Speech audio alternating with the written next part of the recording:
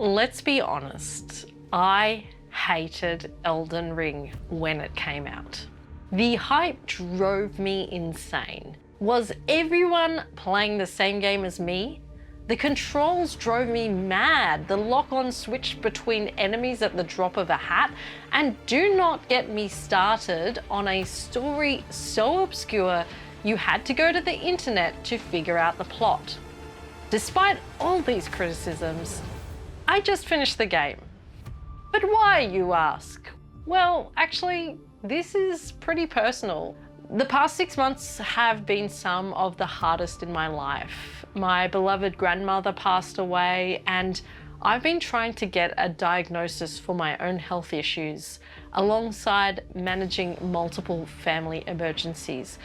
So calling it a rough year is a pretty big understatement. I got to a point where I was so stressed, all I wanted to do was play a video game where I could bonk something on the head. Some people take yoga classes, others throw axes. I channeled my rage into becoming an Elden Lord. Despite my mental objections, why was I playing a game I hated? I opened the menu up once more, and one class stood out above all others. It wasn't the most glamorous outfit or the best build. It was the embodiment of exactly how I felt. A wretch. There is something special about starting Elden Ring as a level 1 wretch armed with nothing but your underwear and a club. But this class choice had a transformative effect on me. The game finally clicked. I was the Tarnished, a rotten creature from the bottom of the barrel, something that had rolled out of a sewer from a big night out and couldn't remember how they got there. I had no right to aspire to be an Elden Lord. I didn't even have clothes. It wasn't long before I realized the fatal flaw in my first playthrough. I had chosen the wrong class. This time around, I based my build on whatever I could find. A sword and shield, a spear, armor scavenged from Limgrave guards. Let me tell you, there is nothing more satisfying than finally finding a pair of pants when you've been flashing half the lands between. A friend of mine had given me a tip for playing Elden Ring: don't rush it. Take your time to explore the world.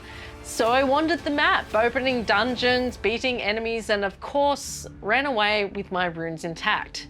In my original playthrough, I'd got so annoyed with the messages left around the place. After all, I am someone who takes things quite literally. So if you left a note to say jump off the cliff here, I did it and died.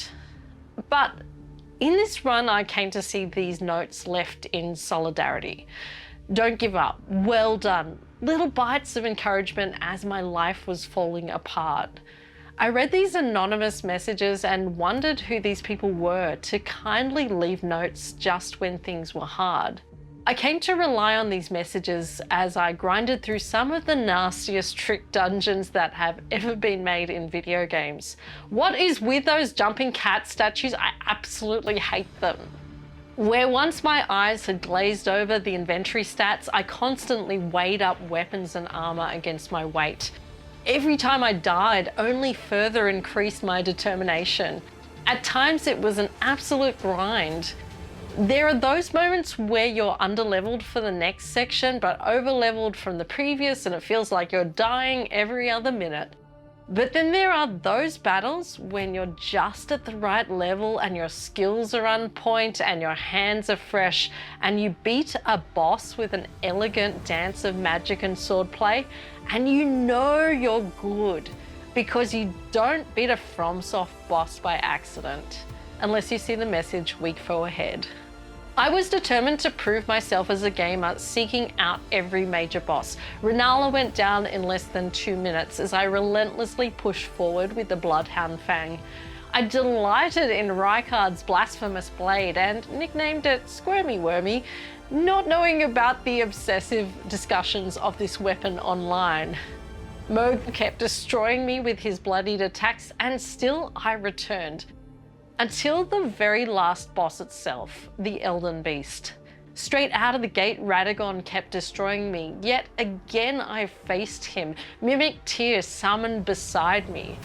For those unfamiliar with the game, the Mimic Tear is an OP summons that replicates your character down to the last spell. There's something to be said about summoning yourself to fight the ultimate battle. I'd battled through months of personal and family health issues, but here I was yet again showing up to fight. I was going to do it. I was going to finish Elden Ring because even if my life was falling apart, I could do this one thing. And then it happened. Health down, one hit would finish me. Mimic Tear banished. It was me versus the Elden Beast, and all I had to do was get in a single hit from the Blasphemous Blade and it would be over. I ran for my life. I dodged attacks. I'd gotten good. Finally, the beast showed an opening. I unleashed my weapon.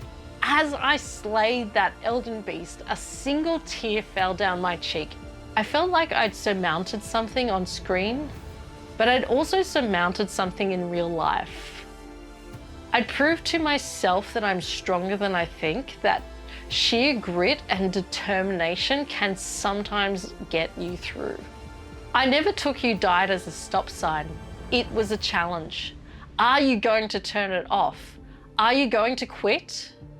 Or are you going to step once more onto the fields of the lands between? Sometimes games are meant for you at a specific time in life. It might not be when they're released. It might be years down the track.